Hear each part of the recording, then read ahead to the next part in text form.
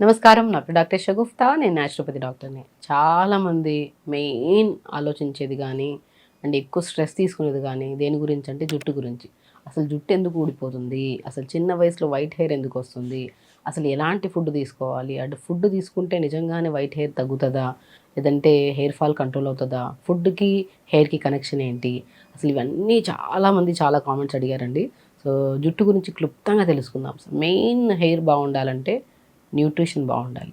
మనం ఏం అప్లై చేసినా, లైక్ ఏది అప్లై చేసినా షాంపూ కానీ, ఆయిల్ కానీ, సీరమ్స్ కానీ ఏది అప్లై చేసినా ఎక్స్టర్నల్ క్లీనింగ్ కోసమే. బట్ ఇంటర్నల్ ఫుడ్ ప్రాపర్గా ఉంటే హెయిర్ ఫాలికల్ స్ట్రాంగ్గా ఉంటుంది. మనం ఇలా జుట్టు ఊడినప్పుడు కింద చూస్తారా వైట్ కలర్గా ఉంటుంది మనకి, అది అది మనం ఇలాగా స్ట్రాంగ్గా ఉండాలి. అండ్ ఇలా హెయిర్ తుంచినప్పుడు ఇలా టప్ టప్ టప్ అని తురిగిపోతుంది. అంటే చాలామందికి వీక్ ఉండే హెయిర్ ఎలా చూస్తామంటే, ఇలా హెయిర్ దింపిన వెంటనే ఇలా ఇలా అంటే స్ట్రెచబుల్ అవుతుంది, కొంతమందికి ఇలా టక్ అని ఊడిపోతుంది. సో దీన్ని బట్టి కూడా మనం ఎంత న్యూట్రిషన్ ఉంది బాడీలో, అసలు కరెక్ట్ తింటున్నారా లేదని కూడా చెప్పచ్చు ఇది ఎగ్జామినేషన్ అంటే. సో మెయిన్ థింగ్ మనకి న్యూట్రిషన్, అంటే ఫుడ్ సరిగా ఉంటేనే. ఇప్పుడు శరీరానికి కూడా ఏం కావాలి న్యూట్రిషన్ అంటే, B12, D vitamin, calcium, magnesium, iron, proteins అన్నీ, ఇంకా లైక్ శరీరంలో ఉన్న ప్రతి అవయవాలు బాగుండాలంటే వీటన్నిటిని కరెక్ట్గా సమపాలంలో తీసుకుంటే హెల్తీగా ఉంటాం. అలాగే జుట్టుకు కూడా కంపల్సరీ ఐరన్ కావాలి, కాల్షియం కావాలి, మెగ్నీషియం కావాలి, సో ఫోలిక్ యాసిడ్స్ కావాలి, అమైనో యాసిడ్స్, ప్రతిదీ లైక్ బాడీకి ఏం అవసరమో హెయిర్ కూడా అంత అవసరం. చాలా చాలా ఇంపార్టెంట్ న్యూట్రిషన్. సో కాబట్టి ఇవన్నీ కరెక్ట్గా సమపాలంలో దొరికేవి ఏంటి, ఎక్కడ దొరుకుతాయంటే మీకు బ్రహ్మాండం అండి చెప్తున్నాను కదా, కరివేపాకు. నేను చాలామంది చెప్తుంటాను, డైలీ 8-10 ఫ్రెష్ లీవ్స్ తినండి. మోర్ దెన్ తింటే కొంతమంది గ్యాస్ట్రిక్ ఇష్యూ ఉండే వాళ్ళకి ఇబ్బంది అవుతుంది, లేదనుకోండి కొద్దిగా ఓవర్ హీట్ అవుతుంది. సో తినమన్నాం కదా అని చెప్పి ఎక్కువ కాకుండా రోజుకి 8 లేదా 10 ఫ్రెష్ లీవ్స్, లేదంటే మనము రెగ్యులర్గా మనం కర్రీస్లో వండుతున్నప్పుడు ఎలాగైతే వండుతామో అలా అయినా పర్లేదు. బట్ ఆయిల్ వేసి బాగా ఫ్రై చేసి క్రిస్పీ అయిన తర్వాత అలా తినకండి, అది ప్రాపర్గా దొరకదు మనకి. ఫ్రెష్ లీవ్స్ అయితే బెస్ట్ అండి. ఎందుకు కర్రీ లీవ్స్ అంత ఎఫెక్టివ్గా పనిచేస్తాయంటే, ఇందులో మనం ఏం చెప్పాం, ఏ డెఫిషియన్సీ వల్ల అయితే హెయిర్ ఫాల్ అవుతుందో వాటిని కరెక్ట్ చేసే పద్ధతి curry leaves. One of the best reason hair గ్రోత్కి, అండ్ హెయిర్ గ్రోత్కే కాదు, డైజెషన్ ఇంప్రూవ్ చేయడానికి, హార్ట్ హెల్తీగా ఉండడానికి. చాలా మందిలో ట్రైగ్లిజరైడ్స్ ఎక్కువ ఉంటాయి గమనిస్తే. కొలెస్ట్రాల్ టెస్ట్ చేయించినప్పుడు మనము, సో దాంట్లో కొలెస్ట్రాల్ లెవెల్స్లో ఫస్ట్ ఆఫ్ ఆల్ హైగా ఉండేది ట్రైగ్లిజరైడ్స్. ఆ ట్రైగ్లిజరైడ్స్ని కంట్రోల్ చేయడానికి, అంటే ట్రైగ్లిజరైడ్స్ కంట్రోల్లో ఉంటే హార్ట్ హెల్తీగా ఉంటుంది. సో జుట్టుకే కాకుండా హార్ట్ని హెల్తీగా ఉంచడానికి, డైజెషన్ని ఇంప్రూవ్ చేయడానికి, బాడీలో నర్వ్స్కి స్ట్రెంథనింగ్గా పనిచేసేది, బోన్కి కూడా చాలా మంచిది కరివేపాకు. కరివేపాకు మంచిగా ఇంట్లో పండించుకుంటే చాలా మంచిది. అండ్ కరివేపాకు పండించే పద్ధతి కూడా చెప్తాను. బేసికల్లీ చెట్లకేసే నీళ్ళు కూడా కొద్దిగా మనం ప్రోబయాటిక్, మనం మజ్జిగని బాగా పులిసిపోయినట్టు చేసి దాని తర్వాత మజ్జిగని మనము చెట్టుకి వేయడం వల్ల కరివేపాకు చెట్టు మంచిగా వస్తుంది, మంచి ఫ్రెష్గా, మంచి స్మెల్ కూడా ఉంటుంది కరివేపాకు. సో అలాగా కరివేపాకులు ఎందుకు అంత హార్ట్కి అంత హెల్దీ, బోన్కి అంత హెల్దీ, నరానికి అంత హెల్దీ, స్పెషల్లీ వైట్ హెయిర్ రాకుండా హెయిర్ గ్రోత్ కూడా అంత హెల్దీ ఏంటంటే, ఇందులో విటమిన్ ఏ ఉంటుంది. రిచ్ విటమిన్ ఏ ఉంటే ఏమవుతుంది, స్కిన్ బాగుంటుంది, స్పెషల్లీ ఐస్ చాలా బాగుంటాయి. ఇవన్నిటికీ అండ్ స్పెషల్లీ హెయిర్ కూడా చాలా అవసరం. సో విటమిన్ ఏ ఎక్కువ ఉంటుంది, విటమిన్ బి ఎక్కువ ఉంటుంది. బి కాంప్లెక్స్ విటమిన్ డెఫిషియన్సీ ఉంటే నోటి పూతలు రావడం, జుట్టు రాలిపోవడం, స్కిన్ డార్క్ అయిపోవడము, ఇంకా బాడీ వీక్గా అనిపించడం, ఇవన్నీ కామన్. సో విటమిన్ బి కూడా ఎక్కువ ఉంటుంది, విటమిన్ సి కూడా ఎక్కువ ఉంటుంది. సి అంటే మనకి ఇమ్యూనిటీ, మనకి ఎంత ఇమ్యూనిటీ ఉండాలి, ఏ చిన్న రోగం రావడానికి కూడా మనకి ఇమ్యూనిటీ ఉంటే రోగాలు రావు. ఆ ఇమ్యూనిటీ మనకి కాపాడడానికి సి విటమిన్ కూడా ఎక్కువ ఉంటుంది ఇందులో. అండ్ ఈ విటమిన్ కూడా ఎక్కువ ఉంటుంది. ఈ విటమిన్ హెయిర్కి, స్కిన్కి అల్టిమేట్. చాలామంది ఈ విటమిన్ క్యాప్సూల్స్ తెప్పించుకొని ఆయిల్లో మిక్స్ చేసుకుని తలకు రాస్తూ ఉంటారు, లేదంటే ఈ విటమిన్ క్యాప్సూల్స్ వేసుకుంటారు హెయిర్ గ్రోత్ కోసం, స్కిన్ బాగా గ్లో రావడానికి. సో అలాగే ఈ విటమిన్ కూడా ఎక్కువ ఉంటుంది. సో కాల్షియం ఎక్కువ ఉంటుంది, ఐరన్ కూడా ఎక్కువ ఉంటుంది. ఇన్ని సంపూర్ణమైన పోషక గుణాలు కలిగి ఉన్న మెయిన్ కరివేపాకు చాలా మంచిదండి. చిన్నప్పటి నుంచి పెద్దవాళ్ళకి కరివేపాకు ఖచ్చితంగా తినండి. కర్రీల్లో మనం పోపు వేసినప్పుడు 10 ఆకులు వేస్తాం, ఇట్లా ఊపుతాము, ఇంకా అంతే. ఇంట్లో ఉన్న వాళ్ళు అది కూడా కరివేపాకు నచ్చని వాళ్ళు అందులో కూడా ఫ్రై అయినవి కూడా పక్కన పెట్టేస్తుంటారు. సో అలాగా ఎప్పుడైనా సరే కర్రీ లీవ్స్ని మనం పప్పు దింపే ముందు కానీ జస్ట్ లైట్గా పప్పు ఉడుకుతున్నప్పుడు కానీ వేసేసేయాలి, కానీ ఆయిల్ వేసి బాగా వేపకండి. టేస్ట్ కోసం వేసుకోవచ్చు కానీ, బట్ దాంతోపాటు మనం సపరేట్గా కూడా పోపులో వేసిన తర్వాత కూడా ఇంకో 10-15 లీవ్స్ అలా కర్రీలో కూడా వేసి కలిపేస్తే చాలా మంచిది. సో అలా లేకుండా మనం కరివేపాకు పొడి చేసుకుంటుంటారు, అలా కరివేపాకు పొడి కూడా చాలా హెల్తీగా హెయిర్ కోసం చేసుకునే, రోజు అన్నంలో తినే కరివేపాకు పొడిని ఇలా చేసుకోండి, హెయిర్కి చాలా మంచిది. ఎలాగంటే కరివేపాకు ఫ్రెష్ కర్రీ లీవ్స్ ఇలా తీసుకోండి, లేతగా ఉండేది, బాగా ముదిరిపోయినట్టు కాకుండా ఫ్రెష్గా ఇలా లేతగా ఉండేది దాన్ని తీసుకొని ఆ లేతగా ఉన్న కర్రీ లీవ్స్ ఒక 50 గ్రామ్స్ తీసుకోండి. అండ్ 50 గ్రామ్స్ నువ్వులు తీసుకోండి. 50 గ్రామ్స్ మన ఫ్లాక్స్ సీడ్స్ అవిసె విత్తనాలు తీసుకోండి. ఈ 3 చాలా మంచిది. వైట్ హెయిర్ రాకుండా హెయిర్ గ్రోత్‌కి కూడా చాలా ఇంపార్టెంట్.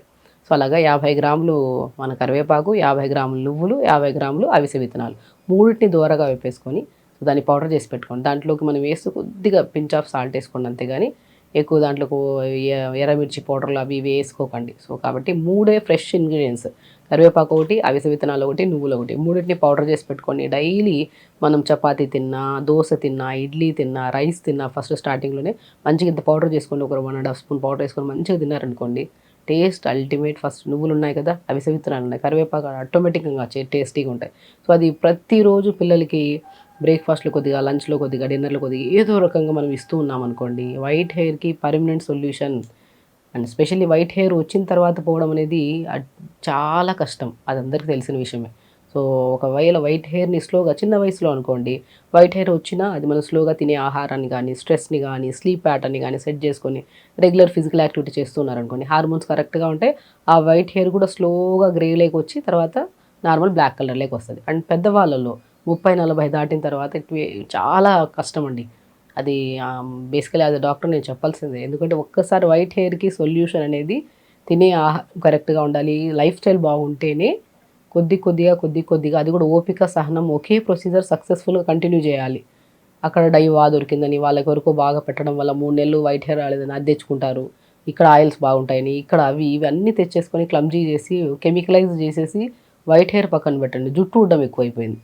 కాబట్టి వాళ్ళు వీళ్ళు యూజ్ చేసిందంతా మీకు పడడానికి లేదు ఛాన్సెస్. ఎందుకంటే మన శరీరం వేరు, మన తత్వం వేరు. మనం న్యాచురల్‌గా ఆహారంలో ఫస్ట్ మార్పులు చేసుకోవడము, స్ట్రెస్ తగ్గించుకోవడము, తొందరగా పడుకోవడము, యోగా చేసుకోవడము ఇలాంటి మంచి పద్ధతులుంటే జుట్టు కోసం చేసే ప్రయత్నం శరీరంలో ఉన్న ప్రతి అవయవాలు హెల్తీగా ఉండడానికి కాపాడతాయి. కాబట్టి వైట్ హెయిర్ వస్తుంది, జుట్టు రాలిపోతుంది, గ్రే హెయిర్ ఇవి అవి అన్ని కంప్లైంట్స్ పక్కన పెట్టి ఫస్ట్ స్ట్రెస్ లేకుండా ఊడిన జుట్టు రాకుండా ఉంటుందా. మనం యుక్త వయసులో వచ్చిన తెల్ల హెయిర్‌ని మనం నార్మల్‌గా బ్లాక్‌గా మార్చుకోవచ్చు తినే ఆహారం కరెక్ట్‌గా. అదే వయసు మారిన తర్వాత it will take time. But okay. మనం స్లోగా ఆ నమ్మకంతో చేస్తూ ఉంటే డెఫినిట్‌గా న్యాచురల్ ప్రొసీజర్ కదా. ఇంకా ఈవెన్ దో నేను కరివేపాకుతో మనం ఎలా పొడి చేసుకున్నాం చెప్పాను కదా, అవిసె విత్తనాలు, నువ్వులు, కరివేపాకు పౌడర్ చేసుకొని ప్రతిరోజు తినడము. అండ్ ఇంకొకటి ఏంటంటే మనము షాంపూ ప్రిపేర్ చేసుకుంటుంటారు కదా, షాంపూ కూడా కెమికల్స్ లేని షాంపూ. సో, బేసికల్లీ ఏం చేస్తాం, సీకాయ ఒకటి, కుంకుడుకాయ ఒకటి, ఉసిరికాయ ఒకటి, ఈ మూడిటిని మనం కావాల్సిన క్వాంటిటీని బట్టి ఒక 10 గ్రామ్స్ తీసుకోండి స్టార్టింగ్‌లో. ఒక 10 గ్రామ్స్ మెంతులేయండి. కొద్దిగా బీట్రూట్ 2 స్లైసెస్ ఎయండి. ఫస్ట్ కొద్దిగా చేసుకోవడానికి ఒక 2, 3 రోజులకి వచ్చేటట్టు. Beetroot 2 slices ఏసుకోండి. సో, దాంతో పాటు కొన్ని మనం మెంతులు కూడా కొన్ని ఏసుకొని కలోంజీ సీడ్స్ అంటారు కదా, నల్లగా ఉంటాయి. ఆనియన్ సీడ్స్ అని కూడా అంటారు. కలోంజీ సీడ్స్ అని కూడా అంటారు. సో, ఉల్లి విత్తనాలు కూడా అంటారు. సో, వీటిని ఏదో ఒకదాన్ని ఒక 10 గ్రామ్స్ తీసుకోండి. ఎక్కువ వద్దు. కొద్దిగా తీసేసుకొని వాటన్నిటిని ఫస్ట్ ఒక 150-200 ml వాటర్‌లో ఓవర్ నైట్ నానబెట్టండి. మార్నింగ్ లేచిన తర్వాత బాగా ఉడకబెట్టండి. ఉడకబెట్టిన తర్వాత దాంట్లో షాంపూ ఆ ఉడకబెట్టే ముందు ఫ్రెష్ కర్రీ లీవ్స్ అందులో వేయండి. సో, బాగా ఉడకబెట్టేసి దాన్ని మంచి పిప్పి తీసేసి తలకు పెట్టి తలస్నానం చేయండి. చాలా మంచిదండి. ఒకవేళ ఇది ఫ్రెష్‌గా మనం ప్రిపేర్ చేసుకొని అప్పటికప్పుడే ఓపిక ఉంటే ప్రిపేర్ చేసుకోవచ్చు. లేదనుకోండి 1 లీటర్ వాటర్‌లో దీన్ని క్వాంటిటీ పెంచడం. నేను ఒక వీడియోలో క్లుప్తంగా ఎక్స్‌ప్లెయిన్ చేస్తాను ఎంతెంత వేయాలనేది. సో, అవన్నీ వేసుకొని ఉడకబెట్టుకొని మంచిగా స్టోర్ చేసుకుంటే మనకి ఈజీగా ఒక 1 మంత్ వస్తది. ఒక 4, 5, 6 బాక్స్‌కొస్తది మనకి ఈ షాంపూ. అలా ప్రిపేర్ చేసుకొని షాంపూ దీంట్లో కర్రీ లీవ్స్ చూసారా, కర్రీ లీవ్స్ ఉన్నాయి, మెంతులున్నాయి, వేస్తే ఫ్లాక్స్ సీడ్స్ కూడా వేసుకోవచ్చు. ఉసిరికాయ మనకి, కుంకుడుకాయ మనకి ఇవన్నీ నార్మల్ అండి. సో, సికాయి ఇవన్నీ మన న్యాచురల్ పాతకాల పద్ధతులు ఇవన్నీ. సో, ఇవన్నీ తెచ్చుకొని మంచిగా ఉడకబెట్టుకొని బాగా షాంపూ ప్రిపేర్ చేసుకొని షాంపూ రాసుకోవచ్చు. ఇంకా ఆయిల్ విషయానికొస్తే సో, కొబ్బరి నూనె మీరు అవి ఇవి వాడకండి దయచేసి. కొబ్బరి నూనె శ్రేష్టం హెయిర్‌కి. కొబ్బరి నూనెలో కర్రీ లీవ్స్ ఇప్పుడు పావు కేజీ కొబ్బరి నూనె తీసుకునండి. 20 ఆకులు ఫ్రెష్ లేత ఆకులు మంచి స్మెల్ ఉండాలి. 20 ఆకులు మనము ఈ మన పావు కేజీ కోకోనట్ ఆయిల్‌లో వేసి ఒక 2 స్పూన్స్ టీ స్పూన్‌తో 2 స్పూన్లు మెంతులేసి 2 స్పూన్స్ ఫ్లాక్స్ సీడ్స్ ఎయండి.